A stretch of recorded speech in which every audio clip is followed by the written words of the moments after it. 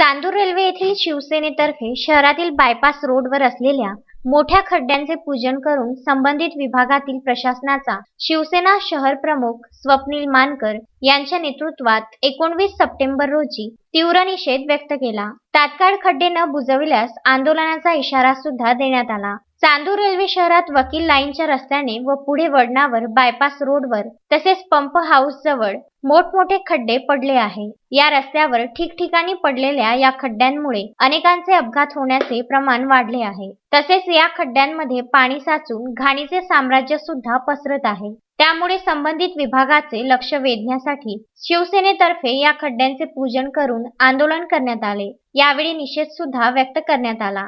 तात्काळ खड्डे न बुजविल्यास शिवसेनेतर्फे तीव्र आंदोलन करण्याचा इशारा सुद्धा यावेळी देण्यात आला। आज चांदुर्ले शिवसेनेच्या वतीने SIPL या कंपनीमार्फत अमरावती चांदुर्ले बायपासचे जे काम चालू आहे त्या जवळजवळ 6 महिन्यापासून हे काम चालू आहे, पण आता 1 महिना झाला हे काम बंद आहे। सध्या कंडिशनमध्ये इथं भरपूर ठिकाणी खड्डे पडलेले आहेत। त्या खड्ड्यामधून भरपूर लोकांना नाहक त्रास सहन करावा लागत आहे। याची जबाबदारी कोणी घेत नाही। डिपार्टमेंटसुद्धा याकडे दुर्लक्ष करत आहे आणि ठेकेदार तर बिलकुल याच्यावर काहीच लक्ष नाही आहे ठेकेदाराचं।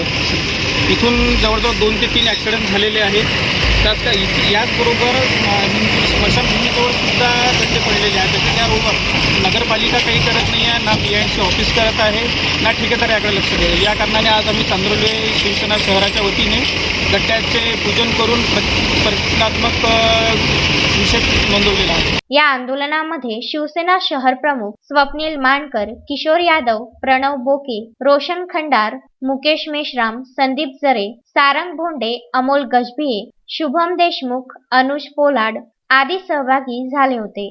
Bandu Athawale, Vidarbha news, Chandur railway.